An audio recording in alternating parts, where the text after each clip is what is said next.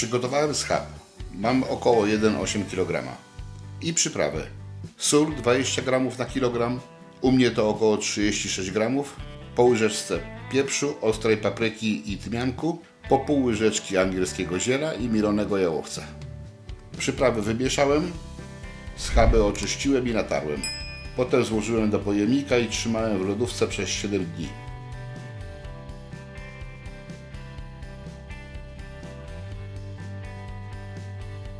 Następnie wyłożyłem na ruszt i suszyłem. Żeby przyspieszyć i poprawić proces, zrobiłem to na termoobiegu w piekarniku ustawionym na 40-45 stopni.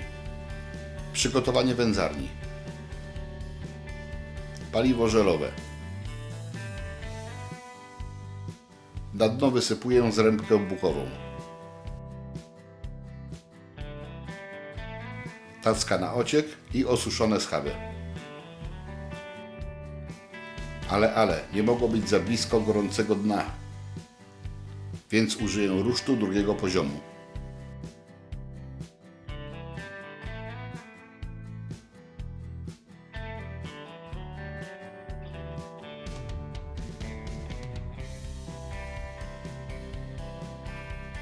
W większy kawałek wbijam termometr.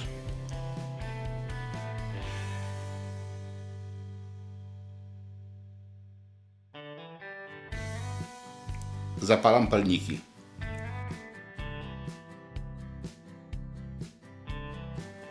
Pokrywę zostawiam uchyloną i podważam ją jeszcze. Ustawiam temperaturę alarmu. Mój cel to 67 stopni wewnątrz schabu. Powiększam jeszcze szczelinę pokrywy. Pojawia się dym i jest go coraz więcej.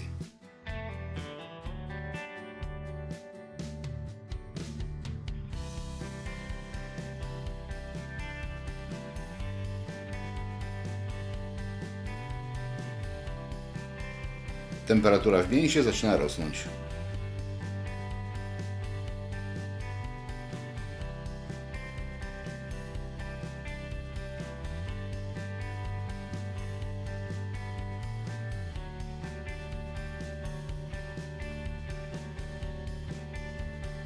Zrębek nie dokładam, ale paliwo uzupełniam jeszcze 3 razy.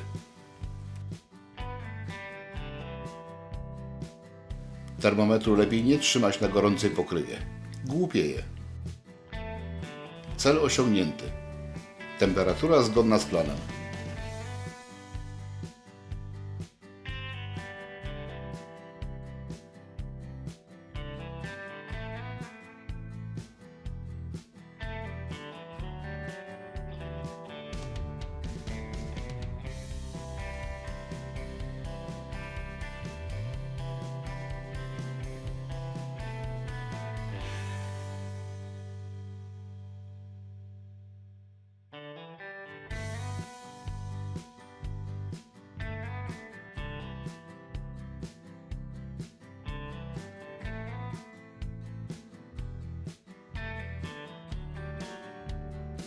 Teraz schab ostygnie, a jutro lub pojutrze będę go próbował.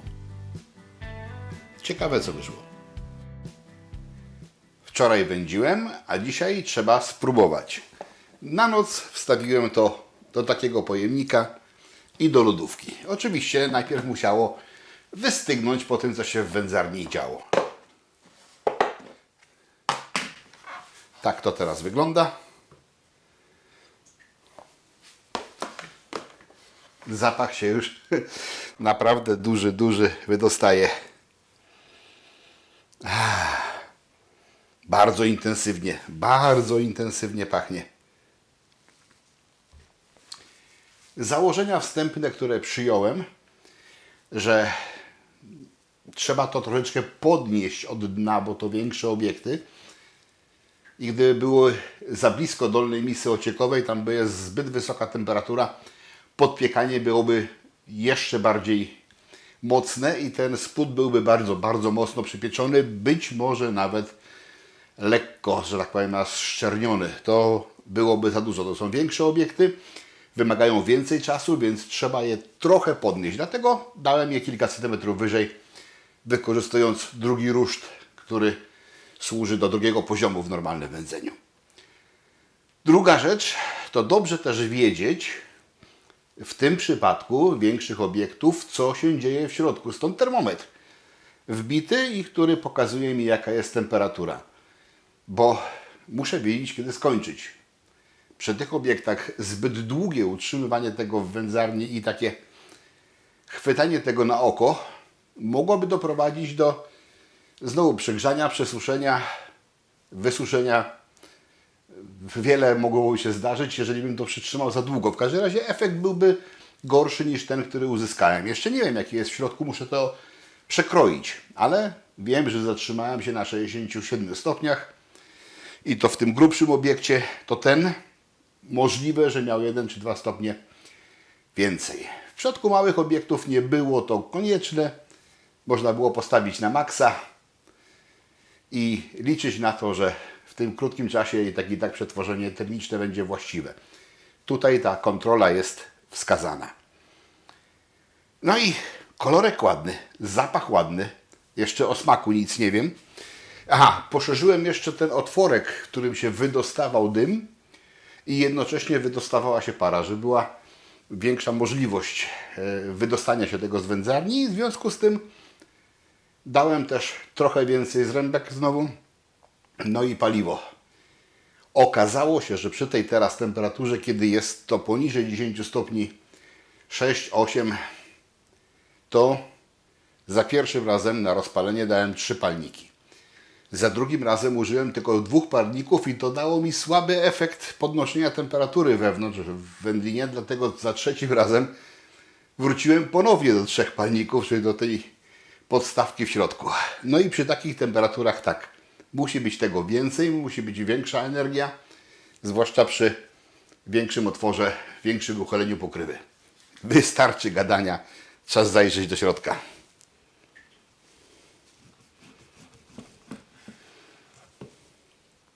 Proszę bardzo.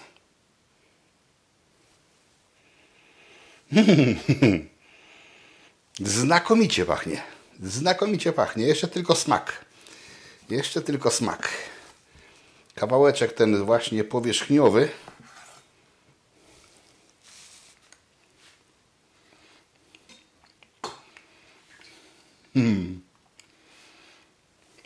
Zero kwasku. Zero kwaśnego posmaku. Intensywnie przydymione. Ten dym tu jest bardzo mocno wyczuwalny w smaku, ale nie ma też goryczki takiej, która by świadczyła o tym, że przesadziłem. Pewnie nie trudno byłoby to przesadzić, albo właśnie zmniejszyć możliwość wydostania się tego dymu, albo zwiększyć ilość zrębek, ale w tej ilości ja tego na gramy nie mierzyłem, ale na oko było widać. To było dobrze, to było trafione. Nie ma tutaj kwaskowości, nie ma goryczkowości, jest wędlina soczysta, pięknie się rozpadająca i zrobiona w namiastce wędzarni. No jestem zachwycony efektem. Nie podejrzewałbym, że aż tak dobrze można w tym zrobić. Cieszę się. Cieszę się, że się udało. Robiłem mniejsze obiekty, robiłem rybki małe, co prawda. Kiedyś tam robiłem rybki większe, ale już skoro schab się udało zrobić, nie za solidny, co prawda, ale udało się i on naprawdę jest świetnie zrobiony, to i każdy obiekt w tym uwędzić można. Tylko zachowując te zasady i te środki ostrożności, które we wszystkich ostatnich 3 filmach na temat tej wędzarni pokazałem, a efekt końcowy i wszelkie najważniejsze ustalenia, czyli większy odpływ dymu, większy odpływ wilgotności, uniesienie troszeczkę ponad dno, no i ewentualnie 3. dodatkowy palnik po środku. Da się. Po prostu da się. Spróbujcie sami. Tych wędzarni na pewno jest bardzo, bardzo wiele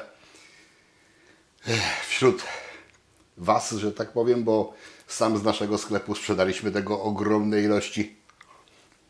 I ja osobiście uważam, że to otwiera nową ścieżkę dla tych wędzarni. Przynajmniej dla mnie. Z tego co wiem, wielu z Was już do podobnych wniosków doszło dawno temu.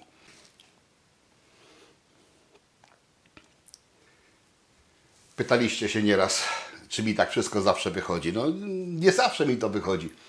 Nieraz muszę zrobić raz, drugi i trzeci po to, żeby wyeliminować własne błędy, dopracować się własnej metody i najważniejsze, uzyskać zadowalający efekt i powtarzalny.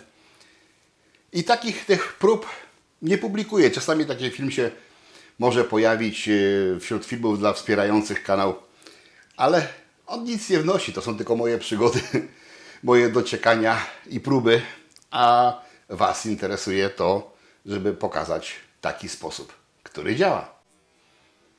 Zapraszam na kolejne odcinki. Jak się podobało, poproszę łapkę w górę, subskrypcję, przepraszam, komentarze.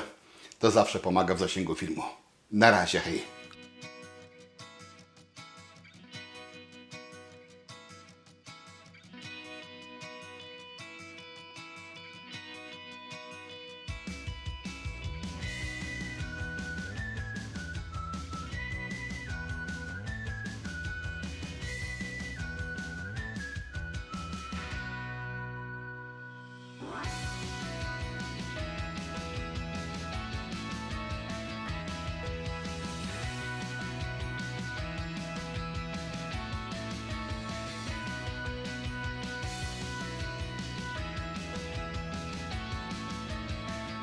Zapraszam do zakupów w naszym sklepie. Obsługujemy zamówienia krajowe i zagraniczne.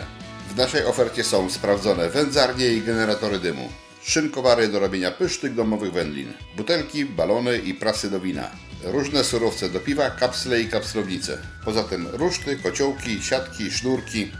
Tylko u nas unikatowe i limitowane koszulki, wiele książek dla pasjonatów wędlin i innych wyrobów domowych. Serdecznie zapraszam.